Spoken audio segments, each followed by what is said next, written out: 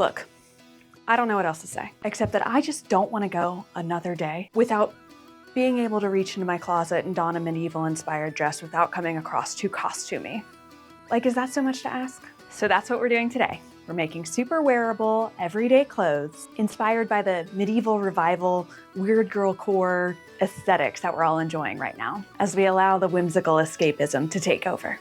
For months now, even years, I've been so inspired by the castle core and the medieval knight core aesthetic videos and all the Gunne sax dresses that keep cropping up on all my feeds. I don't know, I love the flowy materials, the patterned fabrics, and all the layered trims that make these pieces so special. So that's what I'm aiming for. I've tried to narrow down a plan here, but my medieval revival Pinterest board runneth over. So let's start with some things that I'm trying to avoid. Obviously, I don't want anything too costumey, or honestly just too attention grabbing. But you know, I still want it to look right if I do pop on one of those princess hats that everybody's making. What are those? What are those called? Princess cone hat name. Hennin. It's called a hennin. Neat. Invite me to your hennin making parties. Those look really fun. I also don't want anything too heavy. We're about to head into summer soon, so I want something I can just kind of pop on easy breezy. But at the same time, I'm trying to maybe avoid hitting anything too cottagecore with these pieces. I don't want any question of whether or not I drink pasteurized milk. So yeah, avoiding any overly romanticized like farm life looks. Do you know what I mean? I tend to like a little bit of an edgier vibe anyway, something I can wear with my combat boots, but all of this kind of brings me to my next point. I think color and fabric choice are going to be hugely important here, so I think I'm going to stick with black as my go-to base color. Yeah, big surprise there. I've swatched a few other colors that I like too, like a red and a sort of mauve-y pink, and yes, a proper swamp green. I've also picked up a few patterned fabrics from my Goodbye Tour of Joann's that kind of match up with this palette pretty well anyway. I can always order more or hit up the local thrift store if I need anything else. But for now, I think I have what I need to get started. Now, I know I said I wanted to avoid coming off too costumey, which makes my strategy kind of interesting because I am starting with a bunch of costume patterns, but I want to adapt them to make them feel more everyday. And I think I can do this with one, my fabric choices, but also just making some adjustments, some tweaks to lean us away from costume and more towards, you know, the Gunne sax vibes. I am kind of nervous as to whether or not I can pull this off, but I suppose worst case scenario, I just end up with some new costumes to wear to the Ren Fair. Because these are all vintage patterns, I am going to start by tracing the patterns onto some tracing paper and then cutting out the tracing paper versus the actual patterns in case I can pass them along to somebody else down the line. And I already know that's gonna take me a while, so let's get to work.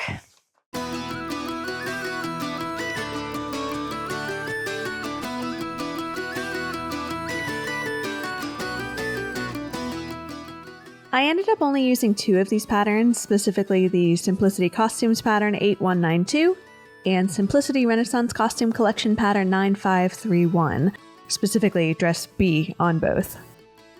But even narrowing it down to just these 2 dresses, I ended up tracing and cutting like 35 different pattern pieces. My back is still killing me. I don't always trace patterns, but like I mentioned, these are vintage and were actually kind of expensive and kind of tough to track down, so I wanted to preserve as much as I could. I already had a big roll of this tracing paper, and it's always easier to navigate just one set of sizing lines while cutting fabric, so this really seemed like the worthwhile choice. I don't know if I still feel this way, but it's done and I can use these pieces in the future for other costumes or other everyday dress attempts.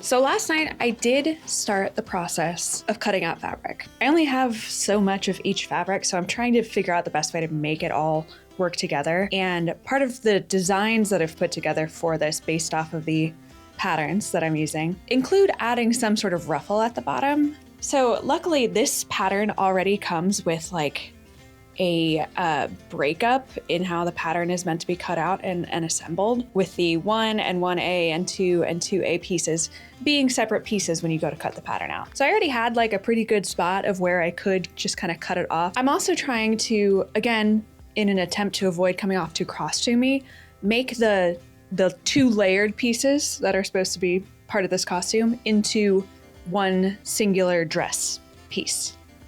So instead of making a complete underdress to go underneath the bodice, I am just kind of cutting off the skirts and will attach it to the bodice and then attach the sleeves directly to the bodice as well. I think I am going to try and use this black rayon crepe for all of the skirts, like the biggest panels of the skirts. And then I think I'm going to end up doing like a long ruffle or secondary tier of the skirt for each of them as well in a different fabric. Something fun, something light and airy, something with a little color. And I think that'll just add a little bit of playfulness and again, kind of lean into that sort of Gunne Sachs inspiration. So this piece is actually the same size for everybody. So I didn't need to make a duplicate of it, at least at this point. So I know I don't want to cut out this entire piece all the way down because I want to add a ruffle at the bottom or like a second tier, a gathered tier. So I think my best bet is to just do what I did for the other dress. Just kind of measure where I want it to go. The bodice generally comes to about here, empire waistline. So maybe 30 inches and then have a ruffle at the very bottom. Okay, so I am just going to measure 30 inches down from the both top corners of the skirt pieces.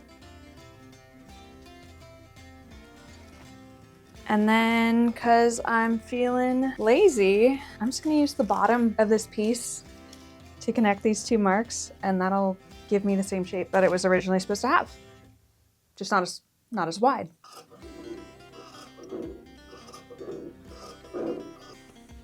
Cool, that'll work. Got just a little bit of a curve at the bottom there by bringing up the bottom of the pattern piece to capture that curve. So should work just fine. Right? I hope I'm doing this right. And then we'll do the same with the back piece. I don't think I'm gonna have enough fabric for all 3 skirts, so I might have to resort to something else. Let's see what we can get out of it, and we'll go from there. You're gonna have to move. Interesting, haha. This is way wider than the fabric I have.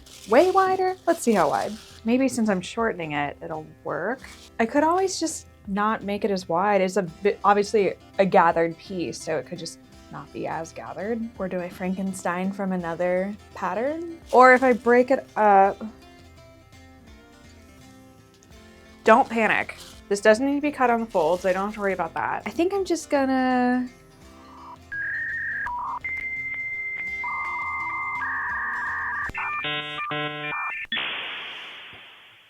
what am I gonna do? What am I gonna do? Could I split it up somehow? What did I say I wanted the length to be? 30 inches? So I'll at least mark that. Okay, so now I at least know where the skirt needs to kind of be in terms of length. This slippery fabric is not playing nicely. I am going to move to the floor. Let's move to the floor.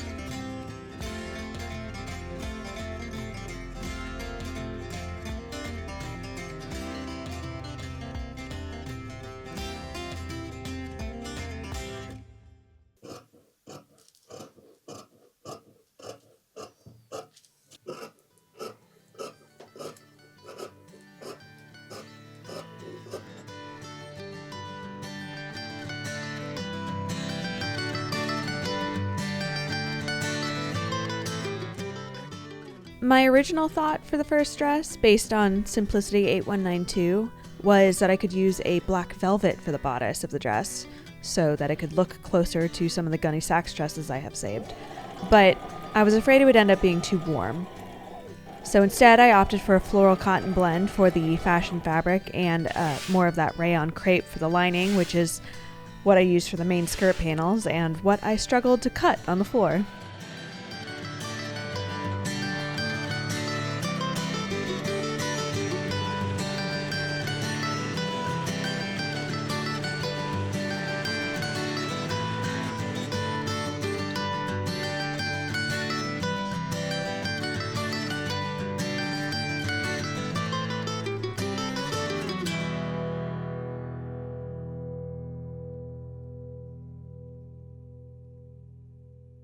Okay, so once I sew this hem, I will have all of the pieces ready to go for the first dress. So far, so good. I'm definitely changing up the pattern a good amount, and I'm a little nervous about construction. But what I think I'm gonna do is attach the sleeves to the bodice and then attach the bodice lining. And then I will attach the first tier of the skirt to the bottom of the bodice, the fashion fabric, and then enclose that seam around the waistline with the lining fabric.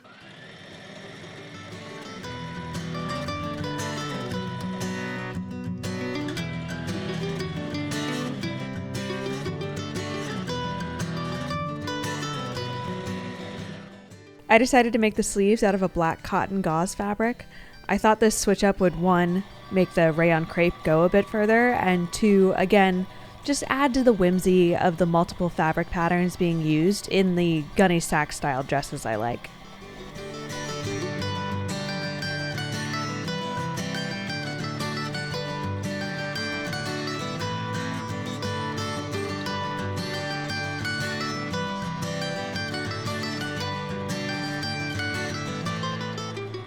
So the fabric I'm using for the sleeves as well as for the skirts actually came with this shirring detail, which I obviously don't need for this project, but I do think I can get a few more garments out of it, which I'm kind of excited about. So I'm going to use, I think this will be enough to just make a spaghetti strap full length almost dress. And then for the fabric where I needed just the fabric, not the shirred part, I think I can turn this into a cute little crop top type of thing. And then I will also have a black one to match in this lovely like cotton gauze fabric that I am obsessed with right now. So that's neat. This may be a slightly more difficult project than I anticipated, but at least I'm finding little wins here and there.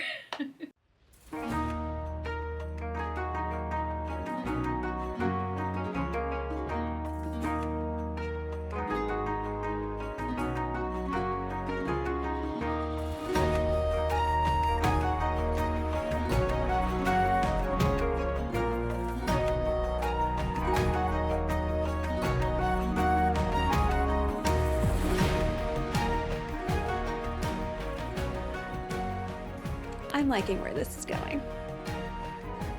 What do you think? Is it coming along well? Am I doing a good job?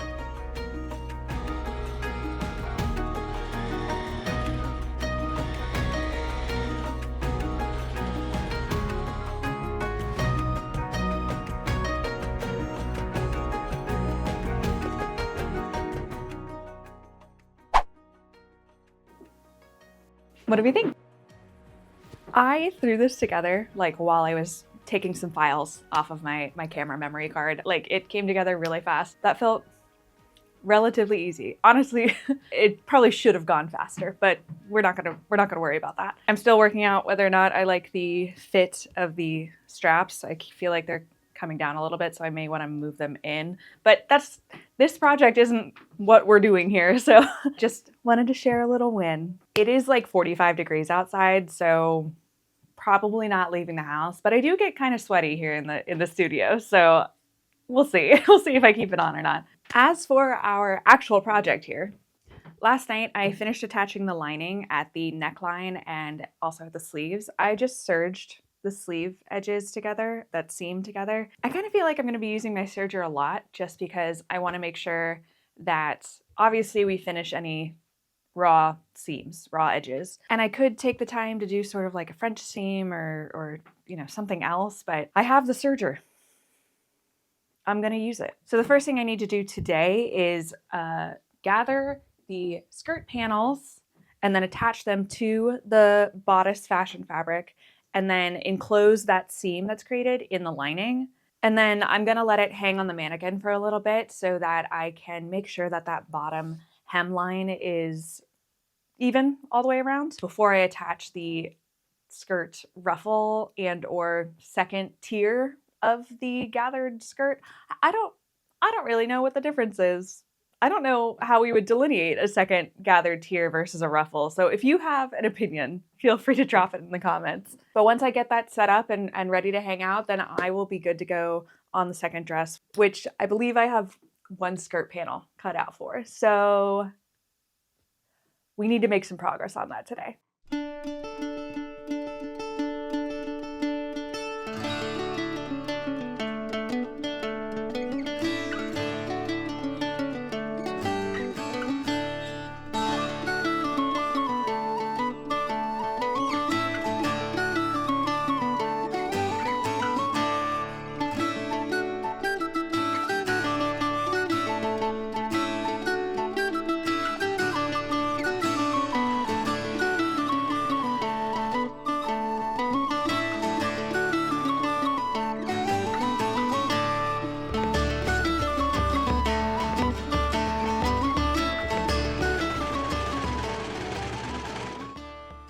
So for the second dress, I am planning on using this pattern.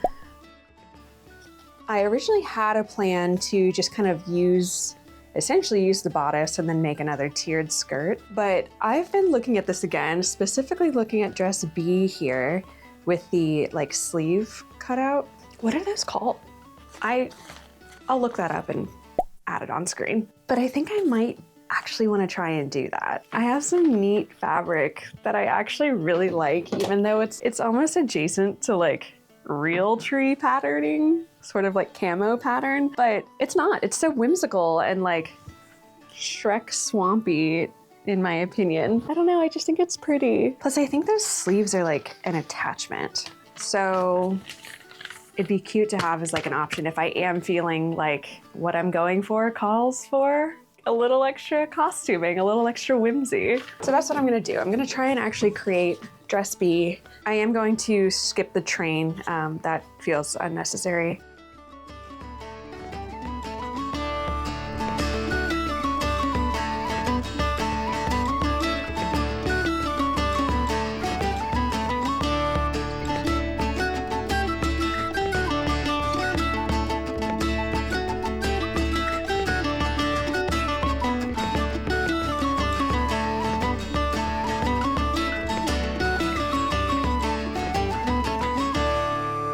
All right, so I finished the first couple steps of the bodice. I have the lining attached to the fashion fabric with the interfacing in there. So now I'm going to figure out how to attach the sleeves, which I assume I'm gonna do pretty similarly to how I did it before, which is attach the sleeve.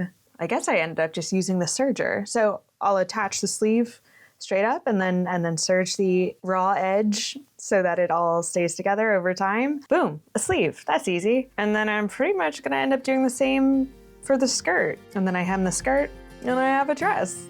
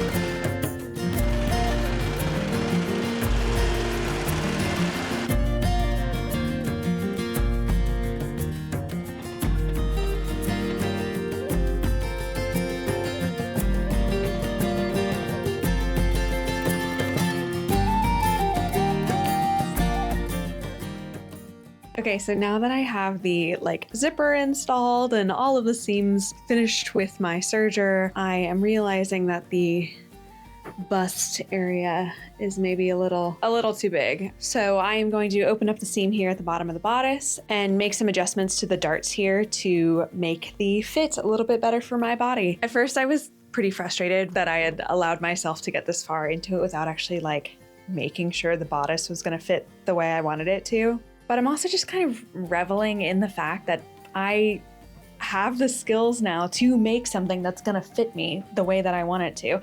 It fits really nicely, like with the back and the sleeves. I'm very happy with how it's going so far. I'm just gonna make a couple tweaks to this bust dart and then we'll be on our way. As soon as I have this fitting well, then comes the fun part where I am going to add some more details. I got a couple different trims that I'm excited to play around with. I don't know, something like just something to add a little flair to like the neckline or the cuffs or the bottom of the dress. I need something to tie this bodice, this not real tree. I'm calling it fantasy real tree.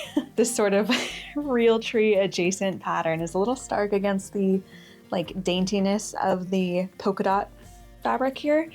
I'd like something to either break it up or just kind of tie it all together, and I think the trim is going to get me where I need to go. I am still planning on doing the gauntlets that will kind of tie the sleeve detail in, but again, I think that's going to lean a little more fantasy than I am going to want to have for like everyday wear. So I need something that's going to tie this together without the gauntlets. I don't know if I stated this yet, but gauntlets is what the pattern is calling those little sleeve cutout things. So I've just been running with that. All right, I'm getting excited and getting a little ahead of myself. So I'm going to fix the fit and then we can get into more of the fun stuff.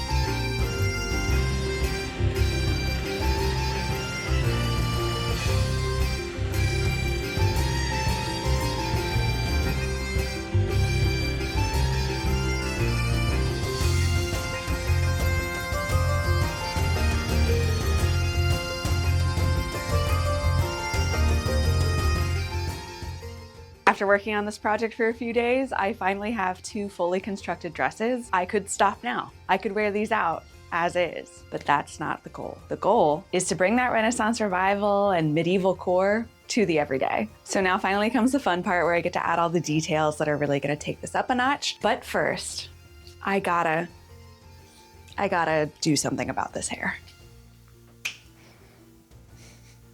What do we think? RIP to the split bang, but we needed to freshen up, okay? Sorry for putting that random transition in there, but could you imagine if I just walked in mid-video with different hair? I like it. And I think it will go very nicely with my new dresses, specifically this one. Anyway, now that this is taken care of, let's go ahead and get back to the dresses and adding some trim and the other kind of accessory details.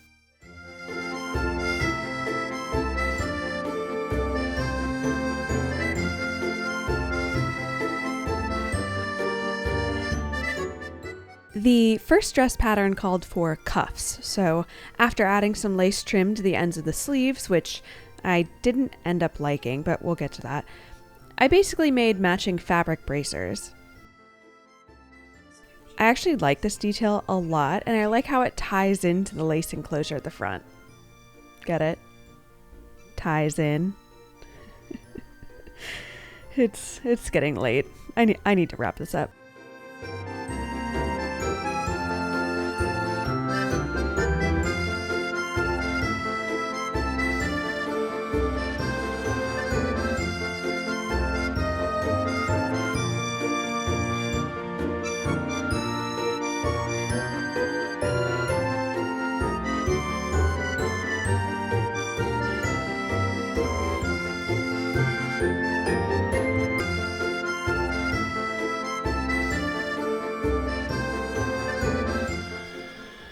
For the second dress, I decided to add this dainty little black trim that I thought went well with the polka dot fabric.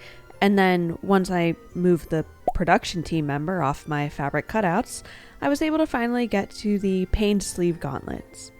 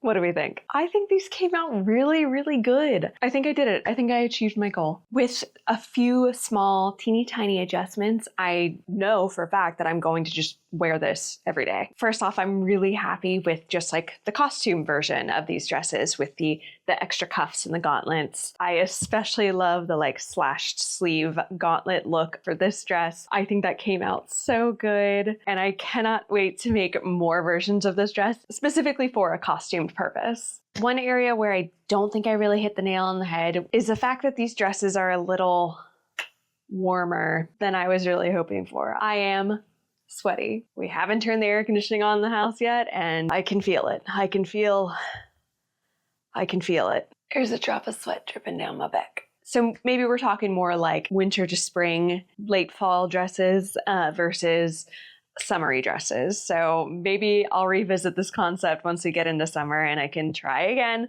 with maybe some lighter materials, some lighter colors. Darling, I always wear black. Black is such a happy color. Do something about the sleeves. We don't need long sleeves for summer. Why didn't anyone point that out? As for more specific things that I think maybe I'll work on a little bit is this dress is, I'm not wearing shoes right now, but it is touching the floor. So I would have to wear some sort of platform shoe in order to like actually wear this out of the house and not have it dragging on the ground. The other major change that I'm probably going to start working on shortly after I publish this video is I didn't like the way that this trim turned out.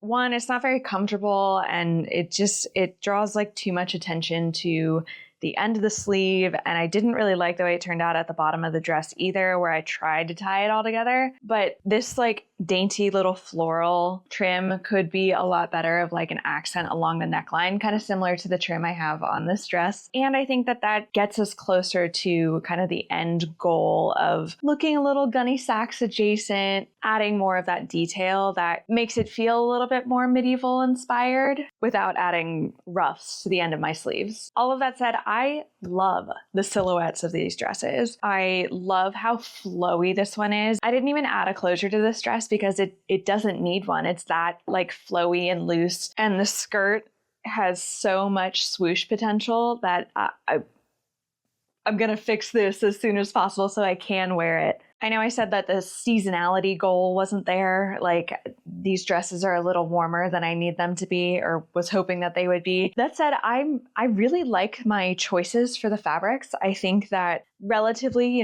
breathable, feel like actual apparel fabrics versus cosplay fabrics or thrifted curtains or tablecloths or something like that. Those types of fabrics aren't technically meant to be worn as everyday clothes. So it's nice having that here in these two dresses. This project surprisingly took me a long time, even though I was, finishing off seams with my overlocker and not even completing the total patterns here and there, and just kind of like finding my own ways to get stuff done. But I gotta say, I'm glad it's over. Glad we're moving on to something else. All right, I really am starting to build up a little bit of a sweat. So I'm going to wrap things up. This was a really cool exercise for me. It's definitely something I want to do again in the future. I originally was going to try and do a third dress. So I have a pattern for that, and I will hopefully revisit that down the line. But for now, I'm happy with these, and I had a lot of fun making them. And if you had as much fun as I did, it would mean the world to me if you would like and subscribe. And if you do, I will see you in 2 weeks for my next video. Take care.